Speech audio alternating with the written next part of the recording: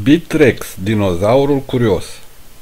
A fost odată un dinozaur diferit de toți ceilalți dinozauri. Îl chema Bitrex și era extrem de curios. I se întâmpla ca, atunci când se juca cu ceilalți dinozauri, Bitrex să se oprească și să se întrebe: de ce e cerul albastru? Sau de ce e cald când stăm la soare?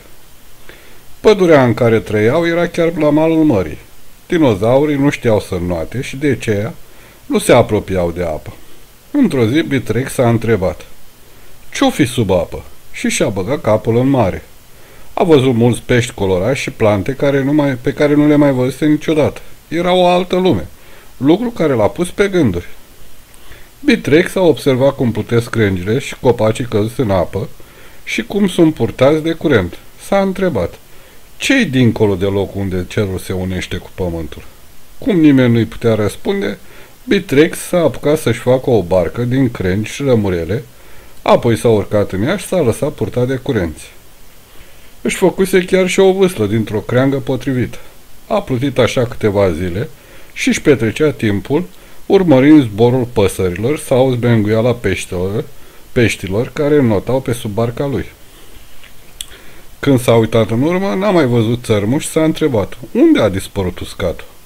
A treia zi a văzut o insuliță mică și a văslit către ea. A tras barca la mal și a început să exploreze locul. Nu era o insulă mare și părea a fi pustie. S-a bucurat de asta și a început să alerge și să strige, căci aici nu deranja pe nimeni. Dar curând a început să plouă și Bitrex s-a gândit: ce bună ar fi o umbrelă. Mai mult în joacă, a luat un bețișor și a început să deseneze pe nisip o umbrelă și mare a fost mirarea când umbrela desenată de el a prins viață. A luat-o și s-a dăspostit sub ea în timp ce se gândea ce ar mai putea desena. Când ploaia a încetat, i-a venit ideea să deseneze un curcubeu multicolor pe cerul albastru. Ca să ajungă la cer, întâi a desenat o scară, apoi s-a urcat pe ea și a desenat cel mai frumos curcubeu văzut vreodată. Apoi s-a făcut sete și și-a desenat un pahar cu suc și cu un pai. Ce suc bun, a zis Bitrex. A început să se plimbe pe insulă folosind umbrela ca să-și facă o umbră și desenând tot ce-i venea prin minte. A desenat multe flori, care mai frumoase și colorate, apoi a desenat câțiva copaci încărcați de fructe zemoase și parfumate. Cum avea talent la desen și multă imaginație, a desenat chiar și un pârâiaș cu apă limpede în care notau micuți peștișori. A desenat și niște păsări ciudate care zburau prin copăcei și câteva animăluțe foarte drăguțe cu care se juca. A desenat chiar și câțiva norișori care își schimbau mereu forma, iar el se amuza încercând să ghicească ce animale semănau cu norii aceia.